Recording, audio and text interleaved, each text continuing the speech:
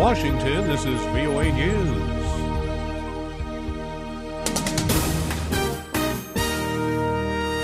British man suspected of Ebola death in Macedonia. NATO and Turkish officials discuss ways to deal with Islamic State attackers in Syria. I'm Ray Kouguell reporting from Washington. Britain will start enhanced screening of passengers arriving from West Africa at 2 London airports and the Eurostar train station, while the suspected Ebola death of a British man is reported in Macedonia. Macedonian hospital officials say the victim showed symptoms of Ebola. Those who brought him to the hospital are in isolation, and his Skopje hotel has been sealed off. It is unclear if the man was in Africa before heading to Macedonia. Ebola has killed about 3,900 people in West Africa and been detected in several other countries. The United States military says Kurdish militias are in control of most of the Syrian city of Kobani, located on the Syria-Turkey border. The city has been under attack by militants from the Islamic State group. The assessment comes amid intensified U.S.-led airstrikes on IS targets in and around the city. U.S. and NATO officials are holding talks in Turkey. NATO Secretary General Jens Stoltenberg says Turkey's contributions to fighting the militants are ongoing. Turkey being a strong nation itself, having a strong army itself, of course also have great capability itself to defend itself, but we will always be ready to support Turkey. Australia's military says its warplanes conducted their first airstrikes against the Islamic State group in Iraq. Student leaders of the Hong Kong pro-democracy protest have called on supporters to continue on occupying public spaces. It came just hours after the government called off talks meant to ease weeks of tensions in the semi-autonomous Chinese territory. The talks had been set for Friday. This is VOA News.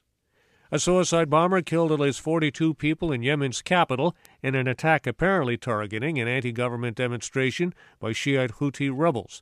There was no immediate claim of responsibility for the bombing Thursday in the Tahrir Square section of central Sana'a, which the rebels have controlled since last month.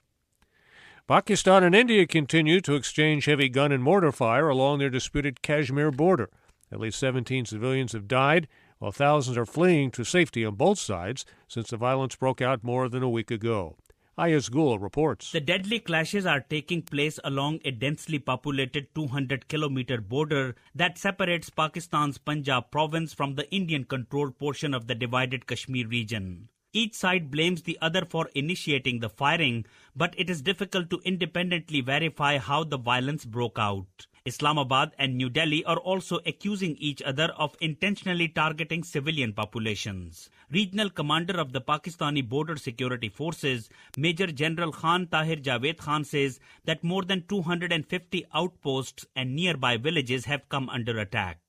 He describes it as the most intense shelling from India in decades. Ayaz Gul for VOA News, Sialkot, Pakistan. The new Palestinian Unity government held its first cabinet meeting Thursday. Fatah and Hamas officials convened amid rubble and destruction in Gaza. Palestinian Prime Minister Rami Hamdallah said the new government's priority is reconstruction. Entire neighborhoods in Gaza were obliterated by Israeli missiles during this summer's 2-month-long war between Israel and Hamas militants. Mexican federal authorities say they have captured Vicente Carrillo Fuentes, the alleged leader of the Juarez cartel. U.S. authorities have offered a reward of up to $5 million for information leading to his arrest or conviction. French novelist Patrick Modiano is the winner of the 2014 Nobel Prize in Literature. Peter England, permanent secretary for the Swedish Academy, made the announcement Thursday. The Nobel Prize in Literature for the year 2014 is awarded to the French author Patrick Modiano for the art of memory, which he has evoked the most ungraspable human destinies and uncovered the life world of the occupation. Modiano's writing often focuses on life under German occupation in World War II France. International Monetary Fund chief Christine Lagarde says the global economy is facing, in her words, the risk of a new mediocre, where growth is low and uneven. Lagarde offered her assessment of the world's economic fortunes to international financial leaders at the annual IMF and World Bank meetings Thursday, held in Washington. I'm Ray Kouguell in Washington. That's the latest world news from VOA.